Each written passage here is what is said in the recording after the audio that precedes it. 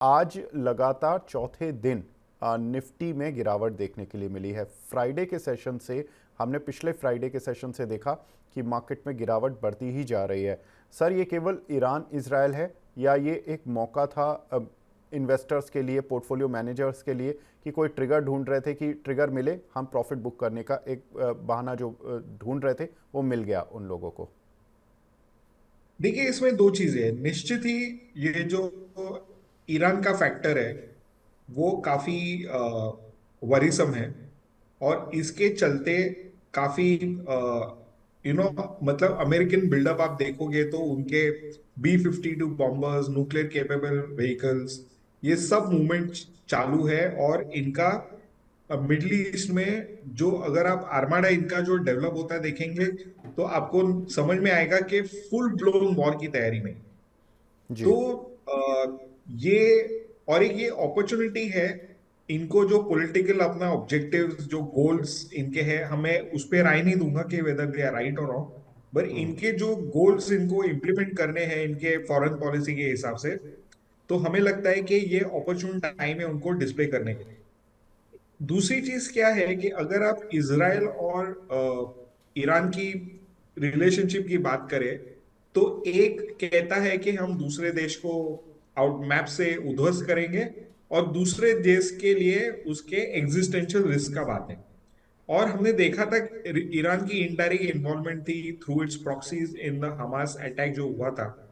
तो जी। इसराइल की clear cut mandate है, हमें ये जो एग्जिस्टेंशियल थ्रेट है हमें वंस एंड फॉर के लिए एलिमिनेट करने का है, या इनकी जो न्यूक्लियर कैपेबिलिटी उसको थोड़ा बहुत ठेस पहुंचानी है।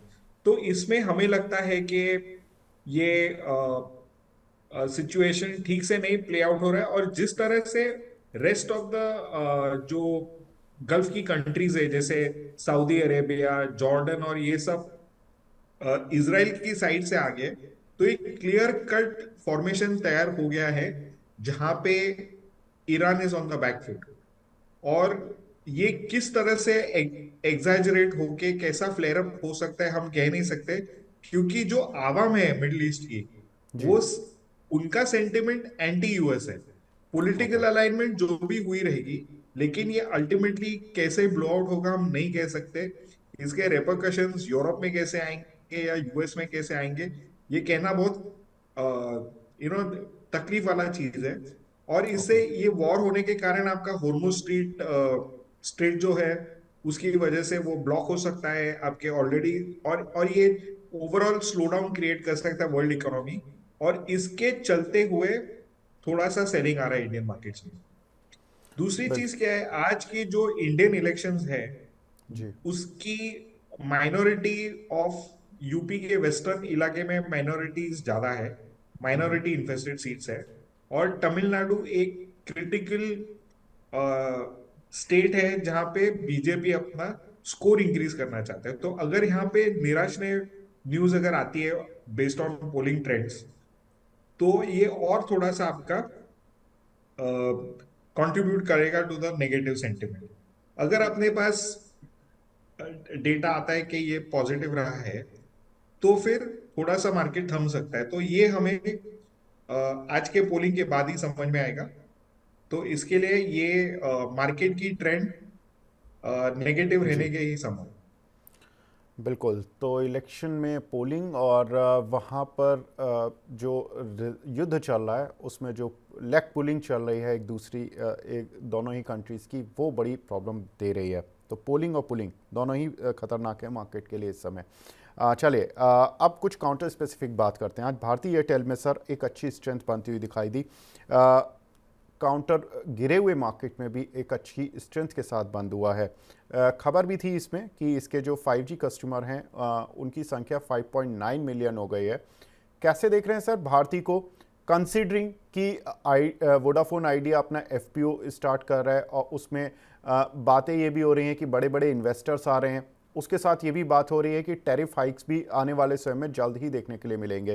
कैसे देखें सर भारती वर्सेस आइडिया को? सो देखिए, टैरिफ हाइक एक ही प्लेयर नहीं बढ़ा सकता, क्योंकि ये बहुत ही प्राइस सेंसिटिव मार्केट है। तो सबकी हाइक्स प्राइस हाइक्स आएंगी। और भारती की एक खास विश्वसनीय स्पेशलिटी है कि ये डिफेंसिव स्टॉक है। जब मार्केट गिरता है तो ये अगेंस्ट द ट्रेंड चलता है। तो we are seeing that typical trade play out where Bharti is a good stock to defensive stock to buy in the market and protect capital when the rest of the market is selling. तो ये ये जो price hike का जो बात चल रही है, this is very positive for Bharti. और इसकी वजह से हमें लगता है कि Bharti is one of the best stocks to own. जहां तक वोडाफोन की बात है, देखिए ये जो पैसा रेस कर रहे हैं ये जाने वाला है प्योरली ग्रोथ कैपिटल में। तो इस स्पेक्ट्रम खरीदेंगे 5G का। दूसरा चीज है इनके रोल आउट के लिए केपेक्स करेंगे। और ये जो आपका जो प्राइस इंक्रीमेंट आएगा, इससे कितने मार्केट शेयर गेन्स वोडाफोन को होने वाले हैं, ये एक क्वेश्चन मार्क है। दूसरी चीज क्या है, इनका जो 2 लाख करोड़ प्लस का जो डेट है जी। वो सर्विसेबल नहीं है मेरे हिसाब से, मतलब थोड़ा सा अनसस्टेनेबल है।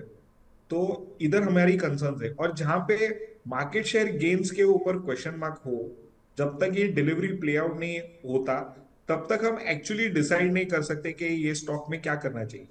तो better to go with a known devil than go with an unknown. So हमें लगता है कि definitely Bharti is a better bet to buy rather than risking a bet in Vodafone Vodafone area. Idea. Great sir. तो यहाँ पर Vodafone से दूर रहने की सलाह और भारती एयरटेल को ही आप अपने पोर्टफोलियो में रखें तो ज़्यादा बेहतर रहेगा। Next counter sir Hitachi energy. इस पर आज गोल्डमैन सैक्स की तरफ से एक अपडेट आया, उन्होंने अपनी कवरेज लिस्ट में डाला। काउंटर में अच्छी स्ट्रेंथ पकड़ी हुई है। सर क्या करें अब इस काउंटर पर? डेफिनेटली ये हमारी बाय लिस्ट में ही आता है और ओके। हम इसके ऊपर काफी पॉजिटिव है। और ये ट्रेंड सिलसिला जारी रहेगा। जी sir. Next counter Just Dial. ये काउंटर के रिजल्ट्स आए थे कल, और आज जब खुला तो करीब 10% ऊपर था और पूरे दिन इसने स्ट्रेंथ अपनी खोई नहीं, इनफैक्ट थोड़ी गेन ही की।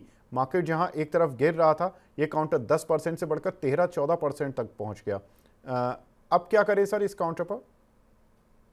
इसको डिक्लाइंस में बाय करना चाहिए। ये वन ऑफ द स्टॉक्स है जिसने बहुत ही बेहतरीन परफॉर्मेंस दिया है। और आप देखोगे इनके जितने भी मेट्रिक्स ये कंपनी के हैं वो पॉजिटिव रहे हैं। इनके फील्ड स्ट्रेंथ भी कम आई है और इनके मार्जिन भी सिग्निफिकेंटली एक्सपेंड हुए। तो ये एक हाईलाइट रहा है, ये फीचर रहा है कि इसकी प्राइसिंग पावर बढ़ गई है जिससे इनके मार्जिन एक्सपेंड हो गए और इनकी कॉस्ट बेस भी कम हो गई।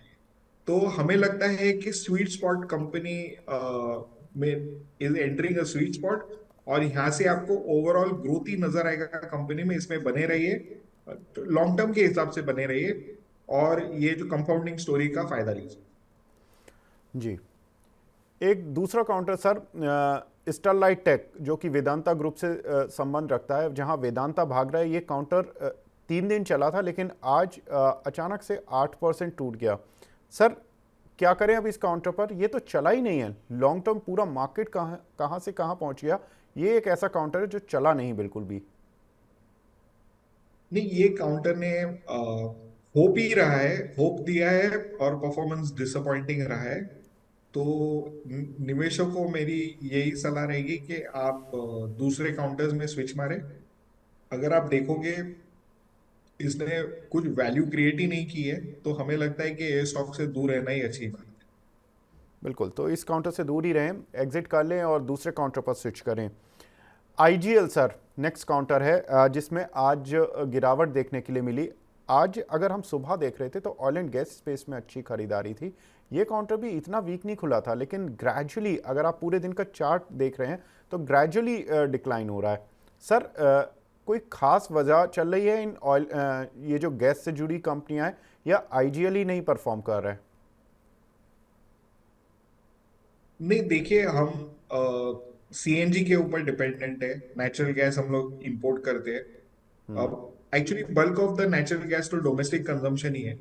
बट अगर आप देखोगे, अगर वहां पे स्पाइक होता है तो ये लोग जो अगर यूएस में गल्फ में वॉर क्रिएट होती है तो ये गैस प्राइसेस स्पाइक हो जाएंगे।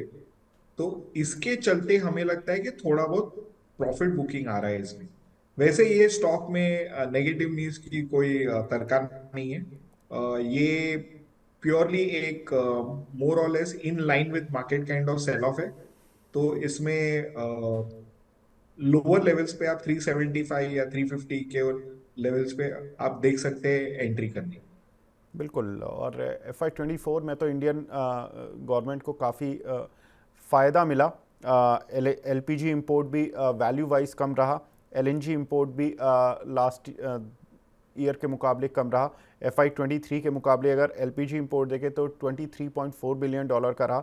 LNG इंपोर्ट जो कि FY 23 में $17 बिलियन का था, वो 13.3 बिलियन का रहा। तो कुछ बिल सेव हुआ गवर्नमेंट का, लेकिन बावजूद उसके अब चूंकि मिडिल ईस्ट में टेंशन है तो गैस प्राइस बढ़ने की आशंका है, जिसका एक नुकसान गैस कंपनीज के काउंटर पर देखने के लिए मिल रहा है। सर, नेक्स्ट काउंटर की तरफ बढ़ते हैं। अगर हम देखें तो धानी, ये इंडिया बुल्स ग्रुप से संबंध रखती है। इस काउंटर पर भी एक अच्छी स्ट्रेंथ बनती हुई दिखाई दी और लगातार इस काउंटर पर 2-3 दिन से मैं देख रहा हूँ कि स्ट्रेंथ है। 40 रुपये का शेयर 52 रुपीज़ के आसपास आ गया। कोई खास वजह, लॉस मेकिंग कंपनी इतना अच्छा चल रही है? नहीं, मैं काउंटर को ज्यादा ट्रैक नहीं करता हूं, तो मैं सलाह देना गलत रहेगा इसके ऊपर। कोई प्रॉब्लम नहीं है sir. Next counter sir, IRDA.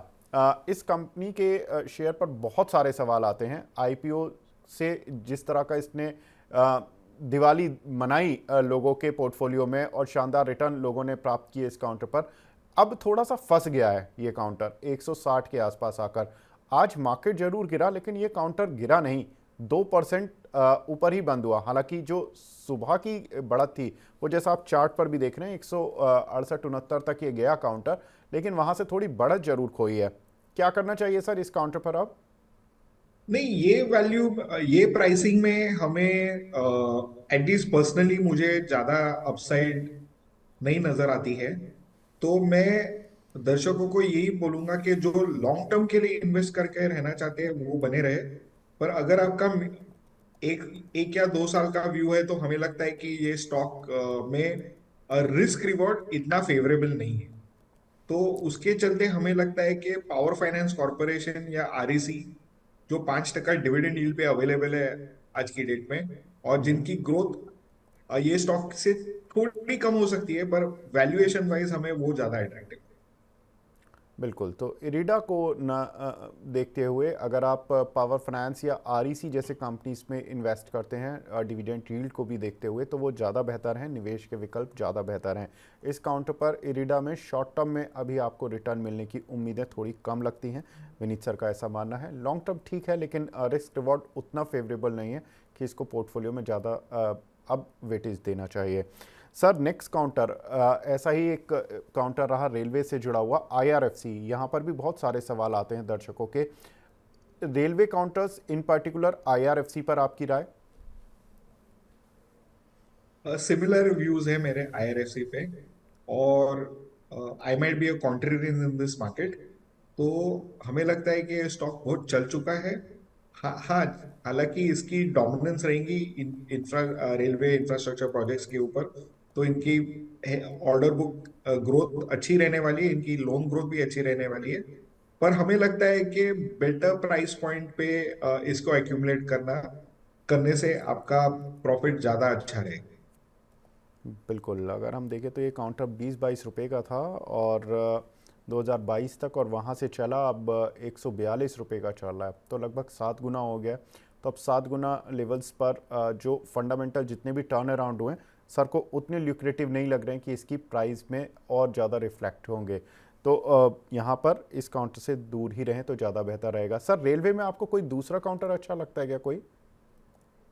तो मुझे लगता है IRCTC जो रेलवे बुकिंग कंपनी है, वो ज्यादा कंज्यूमर या इंटरनेट प्ले बनती है। पर ओके। हमें वो अच्छा प्रॉक्सी लगता है, क्योंकि हमें लगता है कि उसके जो वैल्यू एडेड सर्विसेज, जोमेटो के साथ टाई अप, और बाकी के जो एक्टिविटीज है, और वंदे भारत इतनी सारी ट्रेन हर रोज आ रही है, उससे इनका परफॉर्मेंस काफी अच्छा होगा। टूरिज्म के लिए भी बहुत अपील है, आजकल इंडिया में बहुत लोग सफर करते हैं, तो ओके। टूरिज्म भी पिकअप पे है। तो हमें लगता है कि ये स्टॉक लेने से आपको एक 15 से 20% compounding returns over the next 3 to 5 years मिलने की अच्छी संभावना है। तो आपको स्टेडी गेन्स, लो डाउनसाइड रिस्क नजरिए में रखते हुए हमें लगता है कि आईआरसीटीसी बहुत ही बेहतरीन शेयर है। बिल्कुल, तो IRCTC as compare to other railway counters ज़्यादा बेहतर है निवेश के लिए, तो IRCTC पर नज़र बनाकर रख सकते हैं। विनीत सर, कोई डिस्क्लोजर देना चाहेंगे जिन भी काउंटर्स पर हमने बात की है? तो जितने भी काउंटर्स पे हमने बात की है, मेरे कोई एक्सपोजर नहीं है स्टॉक्स। जी, विनीत सर, हमसे जुड़ने के लिए और अपना कीमती समय देने के लिए बहुत बहुत शुक्रिया। आपने हमारे दर्शकों को एक अच्छा मार्गदर्शन दिया और बहुत सारे काउंटर्स पर हमने बात की, और इस समय पर चूंकि बहुत सारे निवेशक हैं, ट्रेडर्स हैं जो फंसे हुए हैं, और उनके लिए दोनों ही कंपनियों का एनालिसिस, जिनके रिजल्ट्स आए हैं, बाकी जो बहुत सारे काउंटर्स जिनमें खबरें हैं, उनका एनालिसिस करना बहुत ज़रूरी हो गया था। Thank you very much sir हमसे जुड़ने के लिए। Thank you for having. Pleasure sir. तो ये थे विनीत सर जिन्होंने बताया कि बजाज ऑटो के रिजल्ट्स अच्छे हैं, स्ट्रीट उसको वेलकम करने की कोशिश करेगा, इन्फोसिस के नतीजे भी खराब हैं, आउटलुक भी खराब है, तो वहाँ से दूर रहने की सलाह। बाकी कई सारे काउंटर्स जिन पर कि हमने विनीत सर से राय ली और उन पर अलग अलग एनालिसिस करने की कोशिश की, भले ही वो एयरटेल हो, हिताची हो, जस्ट डायल हो, स्टरलाइट टेक हो, इंद्रप्रस्थ गैस हो, साथ ही धानी, IRCTC, IRFC, इरिडा, इन सभी पर विनीत सर की राय ली है हमने, और उनका मानना है कि चुनिंदा ही शेयरों में खरीदारी करनी है, चुनिंदा शेयर होल्ड करने, कुछ शेयरों से एग्जिट करना है। तो इस चर्चा को यहीं पर विराम देते हैं। नमस्कार।